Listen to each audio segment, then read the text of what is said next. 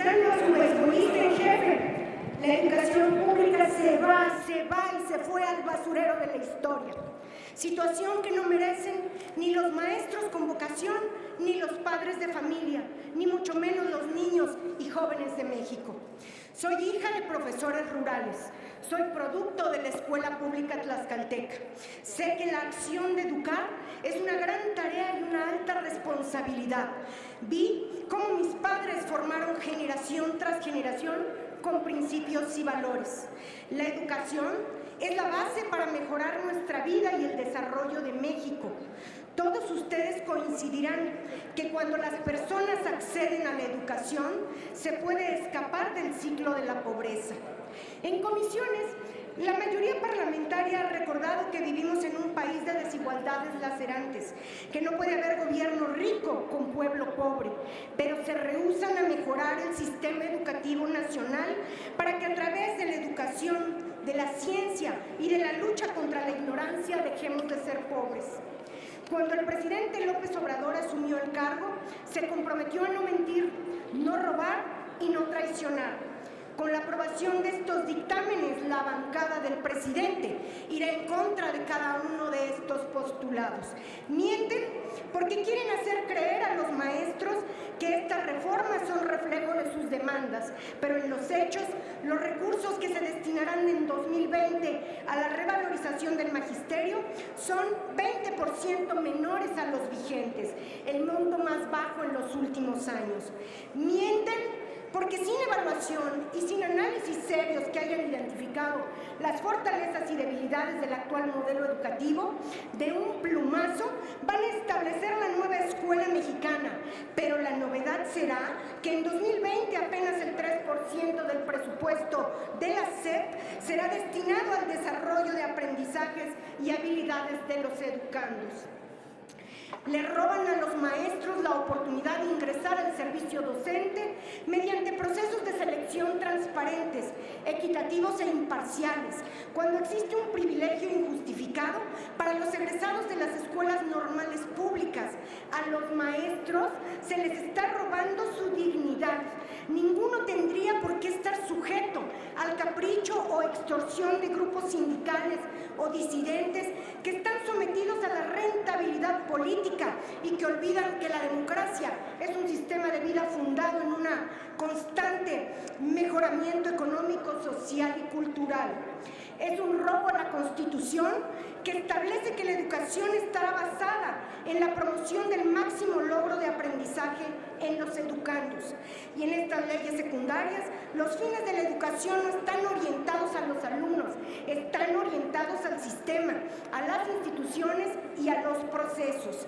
Es un robo porque no se establece claramente un esquema de evaluación diagnóstica ni cómo se realizará la mejora continua para la profesionalización de los docentes.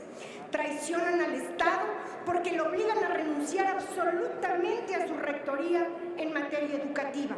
Y no solamente por quienes hacen uso del GIS y del pizarrón, sino también porque los muros y techos de las escuelas ya no serán más responsabilidad del Estado.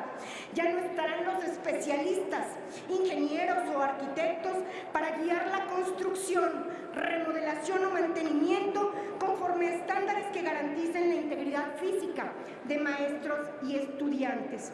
Se traiciona con estas reformas porque creen que al presidente le basta con decir que existen 100 universidades del bienestar que ni siquiera tienen información sobre su dirección o costo de operación. Se traiciona la niñez y juventud mexicanas porque siendo la educación la mayor herencia que puede dejarse a nuestros hijos, se les condena a un sistema que no garantiza que los mejores profesores estén al frente de los grupos. La instrumentación de una nueva política educativa requiere algo más que libros de texto gratuitos. Se traiciona a la nación, porque si la educación es la base del mejoramiento de los pueblos, al aprobar estas reformas, México estará perdiendo la oportunidad de establecer la ruta que permitirá alcanzar mejores niveles de desarrollo humano, de mejor distribución de la riqueza y de mayor justicia social. A la larga, se habrá traicionado la confianza de quienes votaron por un cambio que solamente ha sido un retroceso retroceso al pasado. La mayoría parlamentaria gusta de las frases contestatarias y vendrá a decir que cuando se nace pobre, estudiar es el mayor acto de rebeldía, pero lo que quieren en realidad son rebeldes a modo, cuya educación no sea competitiva y que no los prepare para los desafíos del siglo XXI, de la cuarta revolución industrial. Lo que quieren son rebeldes que construyan el futuro y que siembren vida dentro de los límites que el poder presidencial les mandata, con una beca o con un apoyo a cambio de su voto. Los invito a pensar en la niñez y la juventud de sus estados, pues son a ellos a quienes debemos entregarles las bases jurídicas para un sistema educativo que les permita prosperar, alcanzar sus sueños, transformar sus vidas y beneficiar a su comunidad. Lamentablemente, con estos dictámenes estamos muy lejos de lograrlo.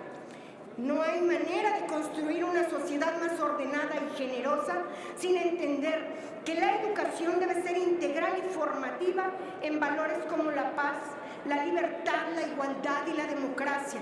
Bajo estas premisas, el Grupo Parlamentario de Acción Nacional votará en contra de los dictámenes correspondientes a las leyes secundarias en materia educativa, porque las propuestas que podemos incluir para mejorar las reformas serán opacadas por los vicios recurrentes de esta legislatura, por las prisas que impiden respetar los procesos deliberativos propios de la actividad parlamentaria, por el desdén al cumplimiento de las formalidades de la reglamentación interna y por la cerrazón a permitir que en el pleno de esta asamblea puedan ser aprobadas las reservas que presentaremos como oposición con la única finalidad de mejorar nuestro sistema educativo.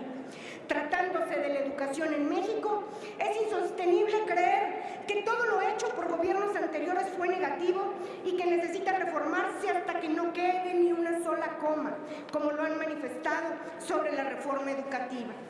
En el centro de la acción política, senadoras y senadores, está la creación de consensos para la construcción común de bienes públicos. La educación es uno de los principales bienes públicos.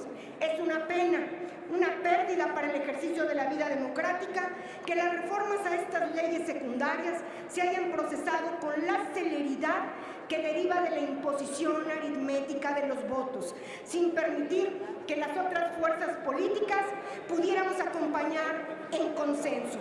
Por estas tantas razones, el voto de Acción Nacional es en contra. Es cuanto, senadora presidenta.